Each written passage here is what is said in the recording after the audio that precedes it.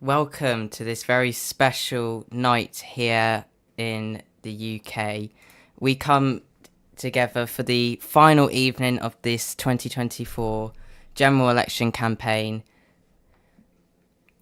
And for the very last time, with hours to go before the polls officially open, we interview and debate the two leaders of the biggest parties who are likely to reach the keys of number 10 Downing Street.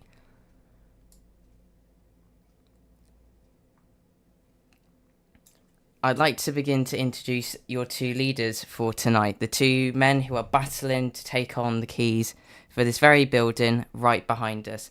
I'd like to welcome, firstly, the leader of the British Democrats and the current interim Home Secretary, Mr. Callum Truss, onto the debate stage, everyone.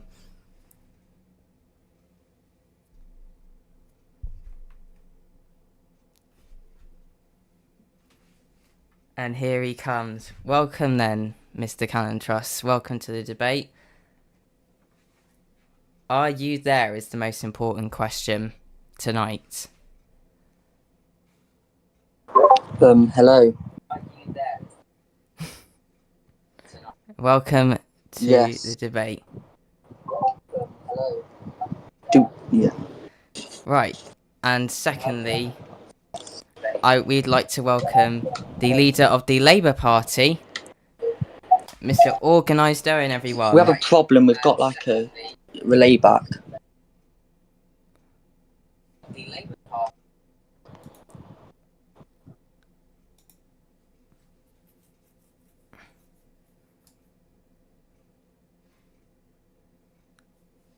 And here comes the leader of the Labour Party, coming and joining us up on the stage for tonight's debate. Now, welcome, Mr. Organised Owen. So, these are the two men who are intending to fiercely battle for this building right behind us and the chance to lead the next UK government, with only less than 4 hours to go until the polls open for this general election campaign. Both of these candidates will want to make sure that they can get their views heard to voters who may not be decided just yet.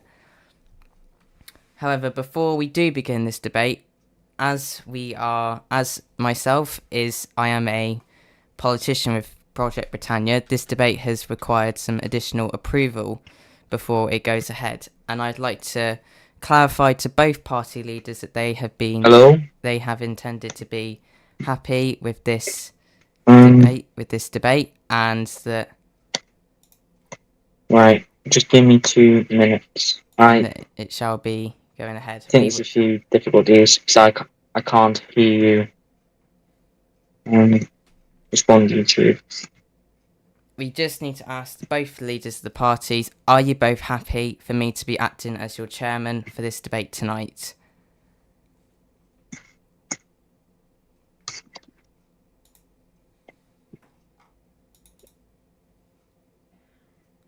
Yes. I know.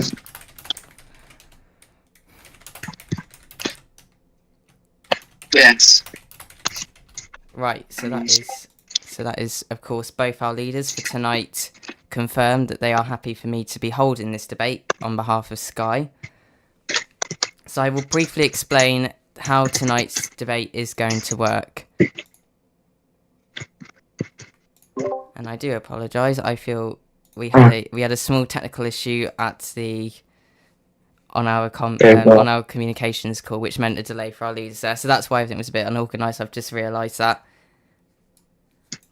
However, I will explain how everything works. For the next 30 minutes, these two candidates are going to be debating head-on from questions from me, and towards the end, questions from our forums that we've been collecting responses from, and members of our live audience, both in the studio and possibly on our YouTube live stream.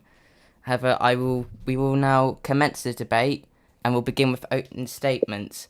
Mr. Callum Truss, shall we start with your opening statement for the British Democrats? Well, thank you, and thank you all for being here now, and I thank Sky for hosting this last-minute debate. We have less than 4 hours till polls open. This is your opportunity to cast your vote on who will be your next government. It is, of course, a very big opportunity for you all, as the stakes are high at this election, and we all know it is going to be tight, with probably a hung parliament. We just need to look at Labour's record and Owen's record. He's had an inactive shadow cabinet that was not able to scrutinise, never mind lead government departments.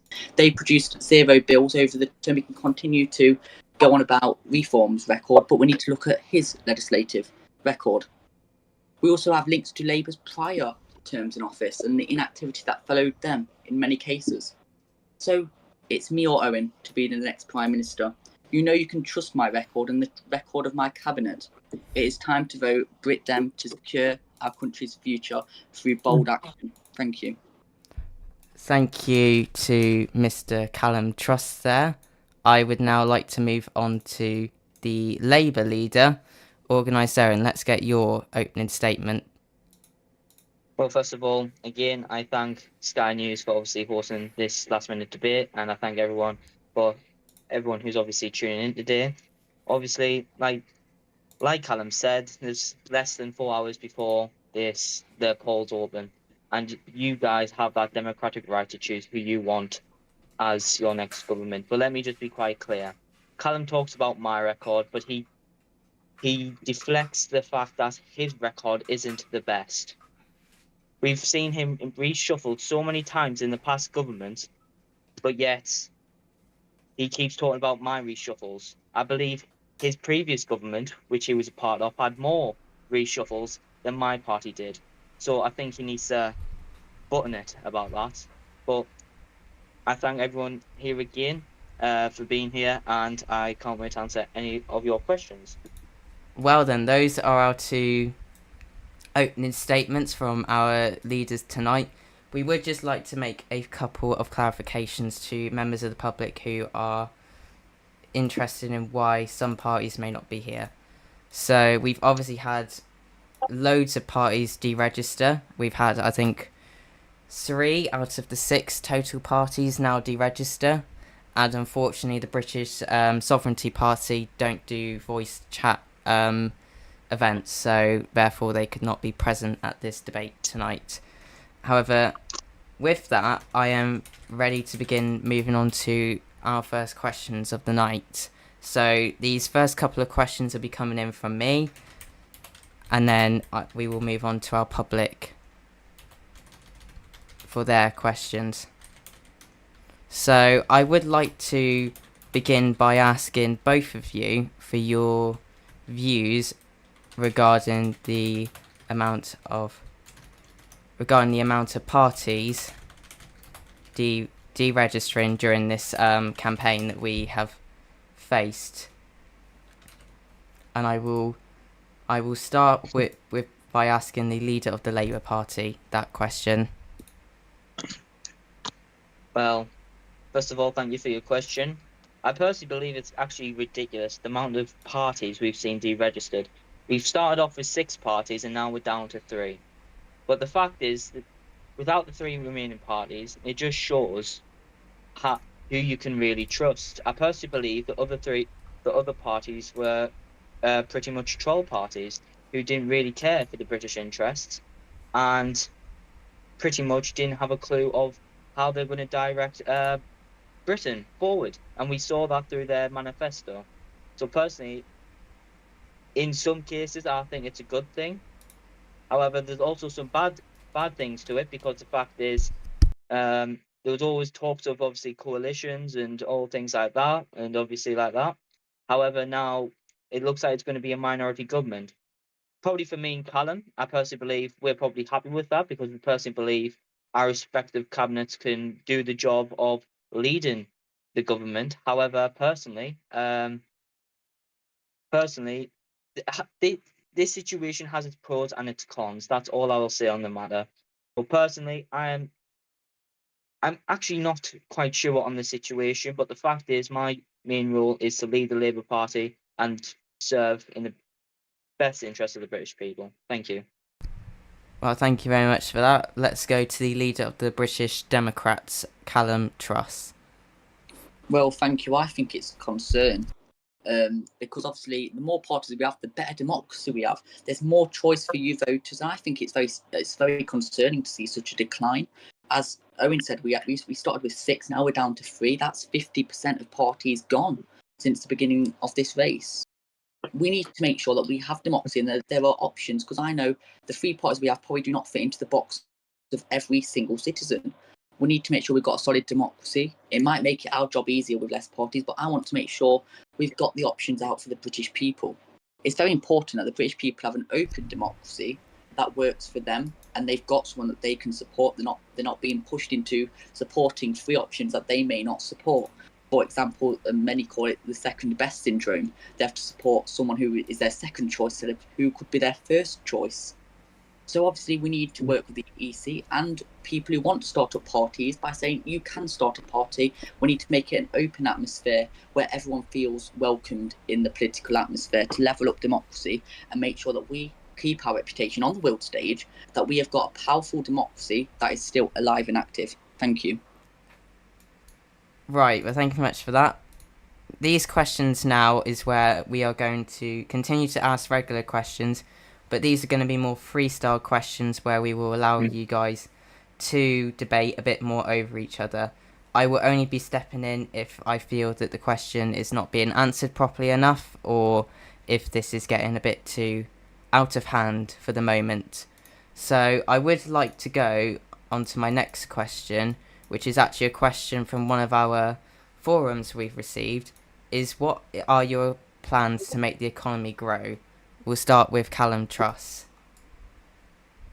Thank you. Obviously, we all know that developers are bringing in new economic tools to give the Treasury more responsibilities when it comes to that fact of we do to give them more of a purpose, because currently they only do businesses and they deal with them obviously through Companies House.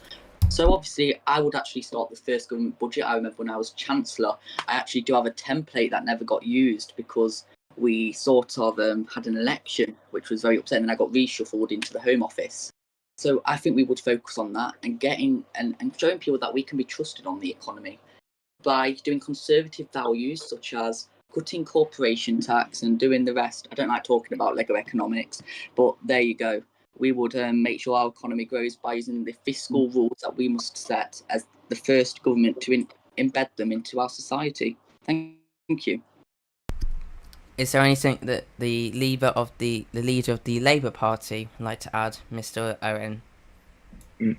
Yeah, I will mention the fact that obviously to build an economy, it does link to obviously the registration of businesses, because the fact is with I personally believe, I think I addressed this in the BBC debate, the fact is we have businesses out there that are not doing obviously anything to contribute to their business. The fact is, like I said, I think everybody within Project Britannia is very, very excited for obviously the Northridge release, and like Callum said, there's obviously new developers tools out there for obviously us to do more with the Treasury. But the fact is, I personally think we need to actually look at the situation within registered businesses before we can actually look at legal taxes and everything. I think there's a bigger situation out there we need to look at before we move on to something else. There's no point going straight to plan B if you haven't even covered the first part of your plan. I personally think we need to look at the key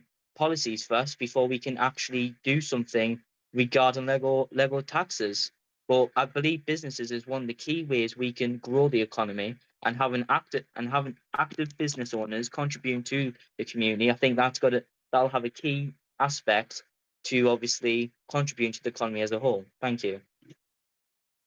Well, thank you very much for your response, both of you. Now, the next question is one of significance, a bit of significance, I would say, with regards to recent events that have been occurring within our group.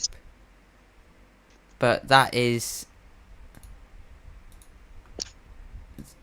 my next question is in regards to some recent events that have occurred involving the Labour Deputy Party Leader. As some of you may know, he has been requested to appear in the criminal court for an appearance. We don't understand fully why, however, we are keen to find out, and I know several members of the public are. So this is where my next question goes in. Leader of the Labour Party, what are your views regarding this, and what does this mean for your party in this campaign? Well, first of all, thank you for this question. Personally, I think we actually need to look at this situation. I'm very happy to answer this question with open arms. I believe in this aspect that you're innocent until you're proven guilty. Personally, there's obviously it was done in I think it was a Prime Minister's press conference, in which obviously one of my deputy leader was spawned onto the roof of the cabinet office, and obviously he was found obviously on the roof, and obviously what this led to was obviously him now being caught out for it. However, I personally believe he's innocent. I've even spoke to Frost, and he's even said himself, who's obviously built this game, that there's literally no way you can climb up to the top of the roof of the cabinet office. I personally believe he's innocent, but then I'm not going to get involved of obviously with the court. The court needs to do its job. I believe in the justice sector, and we will wait, obviously, until a verdict's being made. I But would. like I said, I believe in the aspect of innocent until proven guilty, and until he's being given a verdict, I will not be giving out any punishment or anything of sort. But surely I should. Some people may feel this is quite worrying because this is not the first significant incident to have occurred with a Labour deputy leader. We have seen cases occurring where you have had to fire other deputy party leaders for things like racism and other incidents. I just want to get your views once more. Do you think that Right. your party's trust might be damaged at all? I personally believe I personally believe our trust is still there with the British people, because the fact is, ever since I became leader of the Labour Party, I have been transparent since day one. Since I became leader of the opposition, I've been transparent, and I have scrutinised the government very well. But the fact is, I believe many people, and I think that it's more only British Democrat supporters that keep bringing this up. It's the fact that they keep bringing this racism remarks from the deputy leader, which I may and go and say he's now a British Democrat member, for the one who made the racist remarks, by the way. And let me just make this quite clear. Like I said, when these racist remarks were found, I took action on it. I said in the obviously you would have known, since you broadcasted the broadcast of my message and my statement towards this, is basically I said he will either have to resign, or he will face a motion of no confidence. I suspended his membership straight away. We do not tolerate racism. And the fact is, people forget that on the opposite bench there was the government saying racist remarks as well. It was only the fact that my member was caught out on it, and the fact that people think the British Democrats are all innocent when they're not. The fact is, it was between obviously the former Prime Minister and the current, I think he's in the interim Secretary of Defence as well. They were having a joke on racism. They've always done that, and even group management had to step in on this. So let's not go all out that Labour's all racist and everything, because the fact we're not, we took action on it. The fact is, racism got so serious that obviously the Prime Minister Doc had to be obviously removed and banned from the group. Let's just also say that obviously Callum won't even comment on this, and I hope he does comment on this, because the fact is he can't hide that when he was part of a reformed government, that his party was all innocent, because they weren't at all. And the fact is, Labour are a party that takes action, and the British Democrats are the absolute opposite. And we saw that throughout their tenure when they were part of a reformed government. Thank you. Well, we are going to go to Callum Truss anyway. Your response to all of that and the initial question to begin with. Thank you. He called me the gaffer of the Parliament. We've got the gaffer of the debates now. Whatever. But anyway, obviously, I'm not going to comment on the current court case. It's not my job to do. It's not my job to put pressure like the leader of the opposition is doing on our court system. I'm going to let them do their job without interrupting their court cases and building public opinion to put pressure on our court. That's not our job to do, Mr. Leader of the opposition, or leader of the Labour Party, whatever we're going to call you. That is not our job to put pressure on our courts. We need to let them decide on their verdict by not putting pressure in public debates. because and I agree, it's up to the courts to decide. That is their job, not our job as politicians. To be fair, I did And also, say in that. regards to the racism, I actually did resign from that government, and you can see in my resignation letter that I did put I could not stay in that government given the current situation, and that was part of that situation. Doc was banned, and I remember because I'm an admin, as you know, and we banned him because that was the right course of action because of what he had said, and we do not tolerate that, the British Dems. But we also believe in recovery. Can you not interrupt me, please? Thank you. Because we also, excuse me, can you not interrupt me? It's very rude. We've got a very rude leader here. It's obviously our job to moderate our MPs, and of course that's what we're going to do. We've got a very firm whipping system in our party. One step out of line and they will be gone. That's the clear thing with our party. We have got the clear whip, so I've got my whip. I'll propose whip anyway, and he's ready to do the action. So while the Labour leader yaps a load of nonsense by not knowing, I believe that people can change. He might not believe that he may be stuck in the past. He may be stuck in Yapland or whatever, wherever he's stuck. But we need strong and stable leadership more than ever. He can't deliver it. We've seen his reshuffles. I may have been reshuffled in cabinet because I was needed in a different post to help out. Leader of the House of Commons, as he knows. So I could obviously speak on behalf of the government because Doc entrusted me in that position. Can you not interrupt me, please? Mute your mic or something, please. It's very rude. So obviously we need to make sure that we have got a leader that is ready to take action and who's got that experience on PB. You all know me, I've delivered, and you know that I'm anti-racism. I would never, ever, ever tolerate racism. I also moderated all the House of Commons debates and sessions as a moderator, because we need to stop it. We need to stop the moderator and the audience. Right, he does need to stop interrupting. It's very rude, and I call on him to do it to not interrupt me during the rest of the debate. Thank you. Can I just answer something in regards to what he just said? Yeah, go on. Well, the fact is, he says he doesn't tolerate racism, and that was part of a previous government. So why is the people who committed racist remarks still in your cabinet? And let me just go on to about group moderation. You moderated, obviously, racist remarks. The fact is, you didn't actually moderate the current incident. And so, first of all, what are you on about? I believe it was Frost that made, obviously, the moderation within regard to the racist remarks. The fact is, you call yourself a strong leader and you call me the yapper. The fact is, we have a plan. We took action. Your party didn't even take action. The situation got so worse that the former Reform leader, Doc Henders, had to resign and he got banned. The fact is, you are not even ashamed that you're part of that government. The fact is, you resigned just to save yourself. The fact is, the British people need a government that will lead, a government that is transparent, and a government that will bring successful things and implement successful things to this country. Your party will not do that. And it's quite clear from the BBC debate, when I debate you on key issues, you didn't mention them. You just yapped on. You basically create bloody Russian novels and then don't even get to the point.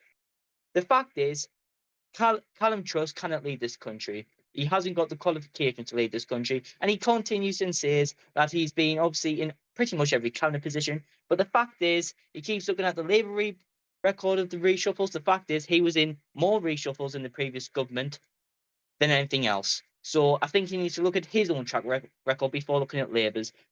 Labour've got a plan, and we will deliver. Well, you said that all term, and you failed to deliver one all term until your manifesto launched. So you know, you can keep saying you've got a plan all you want. I remember you said no. So basically, you technically misled the House because you said you would post a plan during the evening during one debate. It never got published. But also, what he's not really considering is that people, make mistakes, and obviously I condemn it deeply. I'm not racist myself, and he knows I condemn it all the time. But yapping about all this is not going to help. Obviously, Doc was banned because of what he said, and we do not tolerate it on this server, as he knows. And if anyone steps out of line, they will all get moderated, and they will get sacked straight away from my cabinet. But at least my cabinet can turn up to sessions, and I won't have to come and ping them constantly to try and get them to join. Okay, we are going to move on to the next.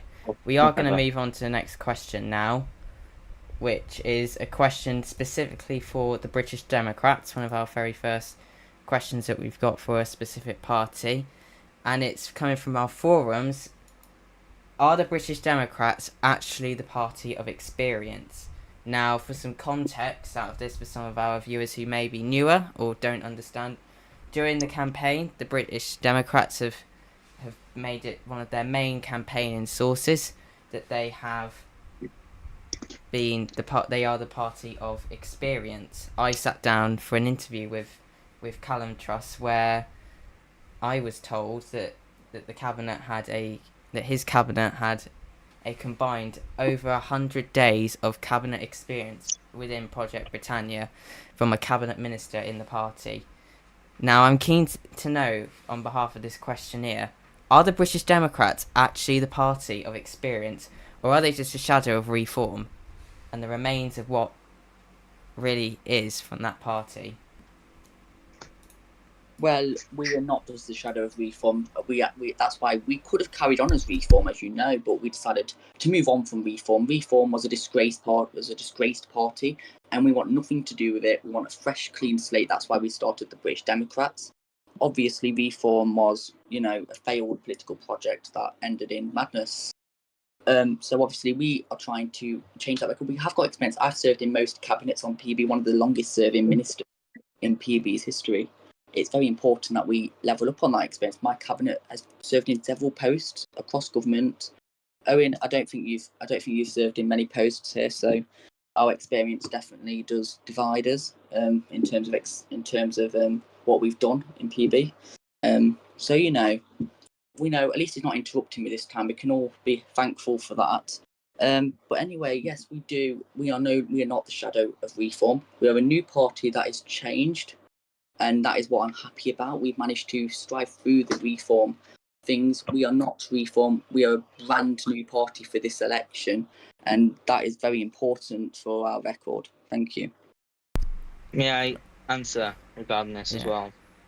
We're going to move on to the next question because this was a specific question for our British Democrats. But we do have a party, and I have just been apparently told that there is there we go, we got a technical fault fixed. Right, we do have a question. This is the final question I will be asking before we go to some of our live audience panel for some of their questions.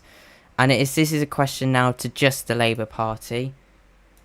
We do know that your proposed media secretary is the head of ITV. Now, we do know from previous appointments, mainly the current interim government's media and public services secretary, the British public have not been particularly happy, nor has the BBC staff, that their Secretary of State is serving as the head of a significantly large broadcasting company, and from what it has sounded like from several of the public when you launched your proposed cabinet list, that they were not too keen to see that this individual in the media secretary role while he served as head of his media companies, which we believe are ITV and the Daily Mirror. If I am wrong, please correct me, leader of the Labour Party, after this. But if you appoint him to media secretary, as your proposed cabinet list is, will you make him resign as head of ITV and as head from any other media roles? Yeah, go for it. Well, obviously, like I said, one of Labour's main priorities, which we've highlighted in our manifesto. God, shit, fuck. There's a fucking bug in my room. Shit, there's a bug in my office. Carry on while I have an absolute heart attack, everyone. Right, thank you. It's one of our main policies and one of our main priorities in government that the fact is, we want to revive the BBC. The fact is, we want to have more in-game interviews. We want to have more the BBC live coveraging the parliaments instead of Sky. But yes, I will obviously ask Adrian to resign his post in ITV, as well as any other media roles he holds, because the fact is he should be concentrating on one, and that is the BBC, because the fact is the BBC is supposed to be an unbiased broadcasting corporation, which it is, and we need to continue that. We can't have any conflicts, and we need to ensure that we have the right leadership. And I think if we look at obviously Adrian's record, he's like I said, he's held many roles within media, and the fact he's got a wealth of experience just qualifies and shows that he'll be able to hold this role and deliver. The fact is, we want to get the BBC reactive, and I can promise you, the British people, right here, right now, that we will get the BBC active and we'll do anything that it takes to get it done. That is the facts. Unlike the British Democrats, they have no plan for the BBC. The fact is, they've had a full-on 2 months when they were part of Reform. They had full-on 2 months to get it active, and yet they didn't deliver. They failed the British people on that, and the fact is, Labour won't follow that. Labour have a plan with in regards to media, and we will deliver on it. And yeah, that's all I've got to say on the matter. Thank you. Well, thank you very much for that, leader of the Labour Party.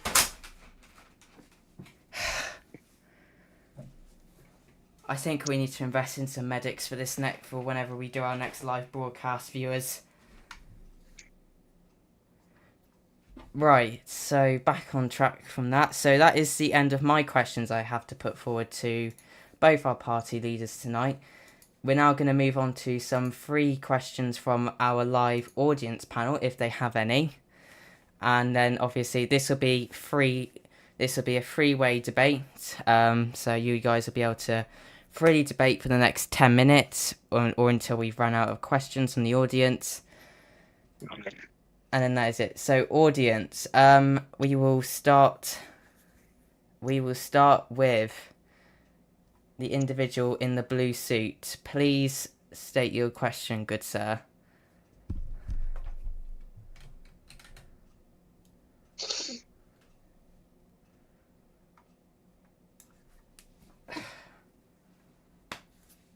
Good day to you as well.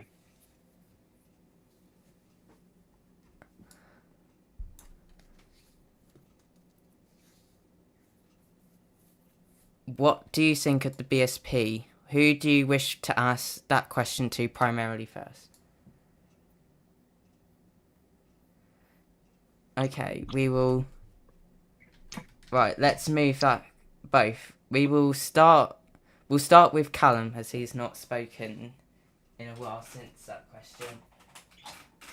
Thank you. I've just earlier I attended the BSP conference. I think I was one of the only people there to ask a serious question on different policy areas.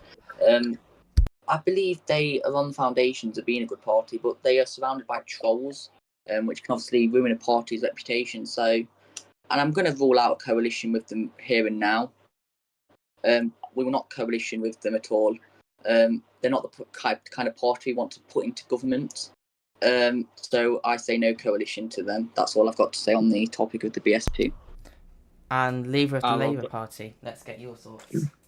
Thank you. I will be quite honest, and I will say what obviously everyone else will obviously think about them. I believe they're a bunch of nut jobs who don't even know any political sense within the United Kingdom.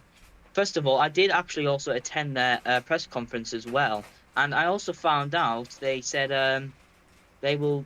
It was a question along the Treasury, and actually they, instead of saying British pounds, they said dollars. So that just shows you how unexperienced and uneducated they are on the British political system. This is why they shouldn't even hold one seat within Parliament. Because the fact is, yes, I understand. Me and Callum are obviously the two leader of two major parties, and like I think Callum said before in his opening statement, or one of the questions in regards of what was it? Obviously, having more parties, having more choice. Well, British Sovereignty Party, it isn't a choice. It's just a bunch of friends getting together to have a laugh. They have no serious policies that will benefit the British people at all. And under their government, if they were ever to get in government, we would see Project Britannia go the other way. We will see, instead of seeing progress, we will see Project Britannia go down. And this is why we need change. And this is why I will also rule out a coalition with the British Sovereignty Party. They don't have a place here, and that's all I'm going to say on the matter. Thank you. Well, so that is, before we carry on, that is some essentially breaking news in there, that neither party will coalition with either each other or the British Sovereignty Party, which means that these two are going to be going for a minority government. And we will now move on back to him for his second and final question.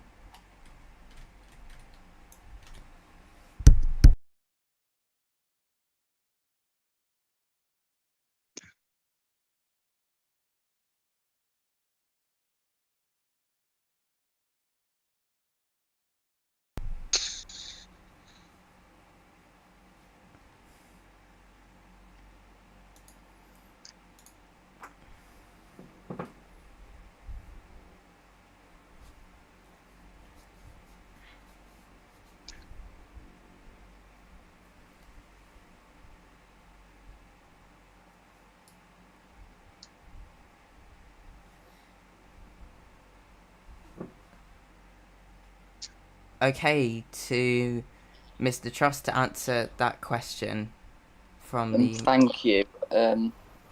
Obviously, he would resign from that post if he was to become the Foreign Secretary again. He took up that because he's got a passion in the Foreign Office. He loves being part of the Foreign Office. He wants to be part of the Foreign Office big combat plan. So obviously, he would resign. He believes in the Foreign Office and he knows that it can grow. It's got potential. As he delivered, he would finish fighting those treaties if he gets in. He would continue to be a champion on the world stage for our country. He would expand our relations. But obviously, yes, he would resign. I did address your concern. He would resign. Okay? I did speak to him on this topic. He would resign. I know. Okay. But anyway, obviously, he would resign. And also, I'd like to hit back because when I was at the conference, I questioned your conference on activity within the Home Office, and your proposed Home Secretary said he would do nothing about activity. And then they all called it a joke, and I was like, "Is this a joke conference?" And they were all like, "No." So I was like, "What is it? Is it a joke conference or we got a joke Home Secretary?" I'm finished anyway. We're going to just quickly restore some order. We're slightly heading off the question, but we appreciate your questions. We'll now move on to our next individual. Please ask your question.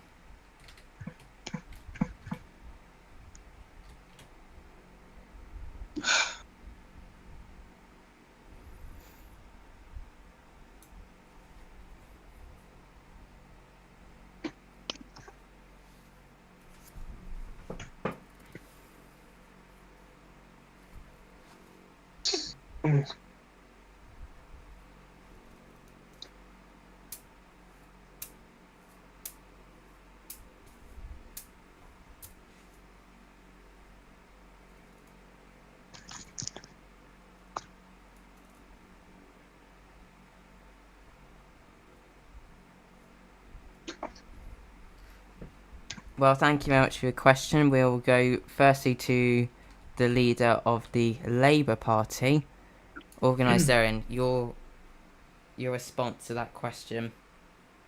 Yeah, of course. So first of all, right. Yeah, you can still hear me.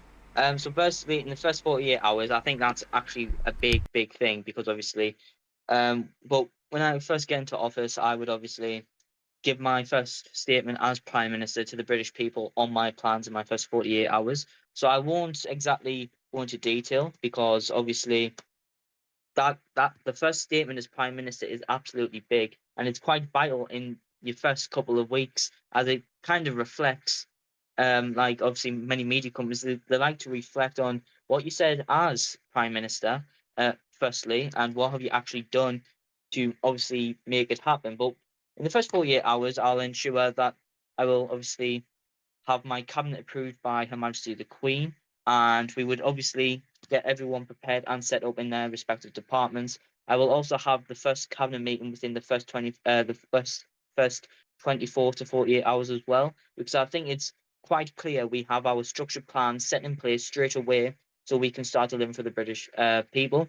And also, we'll be also starting to write our Queen speech, which will be obviously be ready for scheduling. Obviously, when obviously we obviously have it arranged.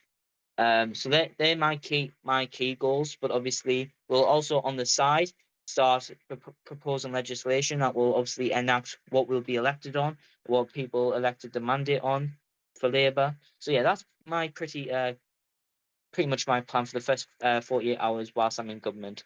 And I believe this will improve our country because this party will have a strategic plan to push us further for the upcoming weeks, unlike the British Democrats. Thank you. Well, thank you very much for that. We are going to go to now Callum Truss, who we will get his views on. And from your party's perspective, what would you possibly do which is either the same or different from your opposition here? Well, after accepting Her Majesty's invitation to form the next government, which I'm sure will happen, I will go to Downing Street. I will make my statement to the British people on my priorities and the party's priorities to deliver for them. After that, I would appoint my cabinet by obviously going to Her Majesty for getting her to formally appoint my cabinet, and then my cabinet would then go and meet their civil servants and get the briefs on what has been happening recently and what the next steps are. They will discuss with the civil service what our steps look like and what we plan to deliver throughout our term. We will then get into a cabinet meeting. We will then discuss what we want to see from our first term in office, obviously delivering on our manifesto priorities, but some other policies if we come up with them. Because it's very important that we obviously have additional policies, so we do not run out of things to deliver, because I don't want to run out of things to deliver. After that, we would start writing our King's Speech, making sure it's ready to be presented to Parliament and then voted on. I would then want to meet with the different party leaders in Westminster to make sure that we're all on the same page with activity and on how it will all work on the state opening, organising the state opening, with obviously Her Majesty as well, making sure she's available for it. So it's very important that we have cooperation throughout the House, and I'm sure the leader of the Labour Party agrees that it's important to have that cooperation throughout a parliamentary term, so we can obviously keep connected in what we want. And then we would then start, and then I'll make sure all my departments have Twitters, so we can obviously be transparent on day one after those meetings with the civil service, so we can lay out different plans for our departments. Thank you. Well, we are going to just go to our audience one last time to see if any different members of the audience have any questions they would like to ask. If not, then we will head towards the conclusion of this debate. We are looking to see if any different members have questions.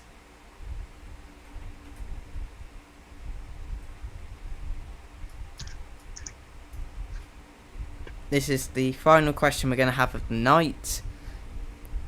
Go ahead, good sir.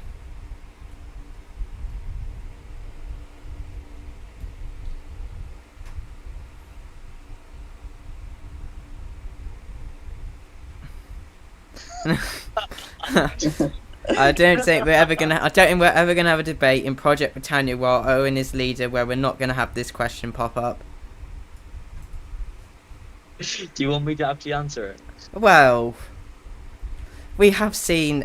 We did notice that the Daily Mail did get access to some of your KFC receipts the other week, but if you wish to answer it, you may. Well, let me just say, I believe my diet is quite fine. Have you ever? Although many of you keep thinking I break my seat, and to be fair though, my butt print is already on the House of Commons seats for life. So I must just say that my weight is doing okay, and yeah, I think I'm very healthy. Have you ever considered becoming vegan? It's always an option. No. Well, you never know when the time might come. I might just have a change in life, you know. I might just want to go a different direction, go to the gym, eat loads of vegetables, drink loads of water. Well, massive runs. Well, they do say that becoming vegan is a good way to lose some weight.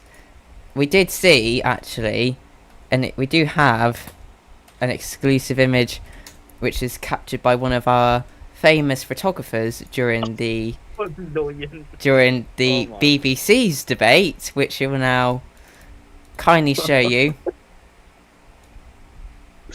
which they have captured as the real Owen arriving.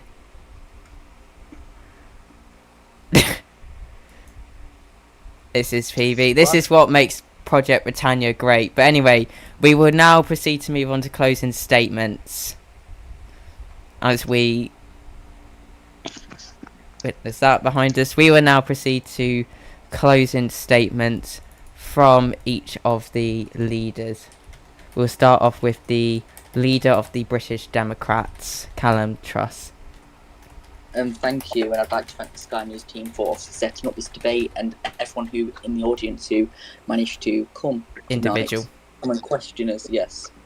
Our plan is very simple. We've outlined it in our manifesto, we've outlined it during the campaign period, we've outlined it on the debate stage. You know us, and you know that we have got a record of delivery, unlike the leader of the opposition. They merged with Alliance and part of that promised activity throughout the last term, a commitment they failed to deliver. The leader of the opposition is laying grounds tonight to break his commitments once again. They will never have an active Labour front bench, and the British people will not forgive them if they fool them again, because I know he will fool nobody tonight, tomorrow, or in the future. We have a clear plan, bold action to secure our country's future for you, and you. And can you not interrupt me, please? Thank you. You've had a problem with doing that throughout this debate. Obviously, I wasn't speaking. Yeah. Okay. Right. Obviously, we're going to have to deliver. We need to restore public trust in government. We've seen a decline in the public's trust of the cabinet. So that will be our first priority, to deliver that bold action our country desperately needs. And we will not go back with Labour, because we are not going back to Labour Britain. Thank you. Right, we'll now go over to the leader of the Labour Party, Organised Owen, for his closing statement of the night. Well, first of all, I join obviously the leader of the British Democrats on thank you for obviously hosting this debate. Obviously, with you doing this, it gives the British people more insight of who they should vote, and obviously who has the better plan. But unlike Labour, well, my apologies, the British Democrats go on about experience, but yet Callum's party has only just started, and yet he says he doesn't want to be linked to reform, but yet he keeps doing it. So the fact is, this just shows that the British Democrats will deliver an insecure government, no stability to this country. And the fact is, I have made reshuffles in the House of Commons, and I am not afraid to announce that. I've made reshuffles for the better of this country, and we have an active proposed cabinet ready to deliver for you, the British people. We have a plan to deliver so you guys can have a bright future. We have a plan. With Northridge coming out, we will have more additional policies on towards from our manifesto that will bring a better Britain.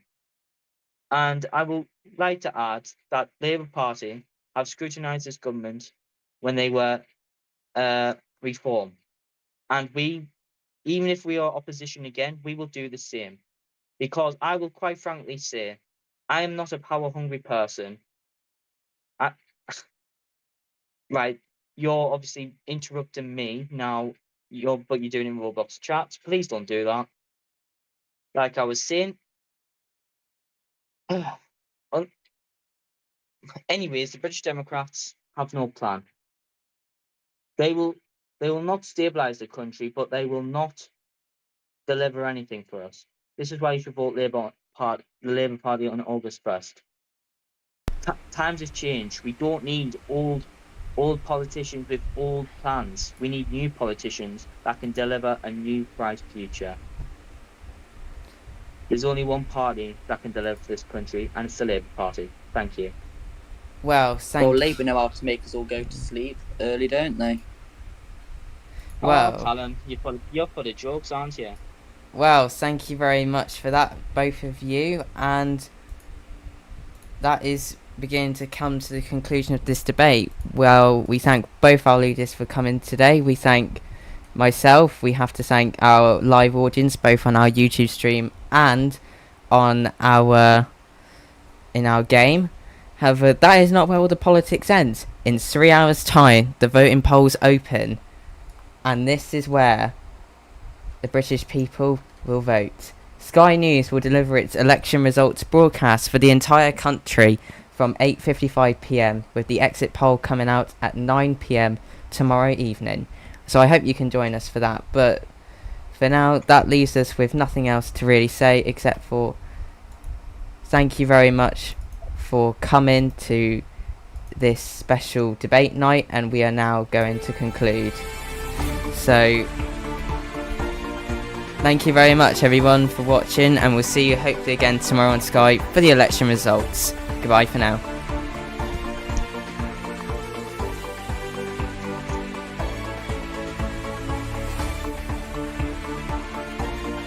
Okay, is it over?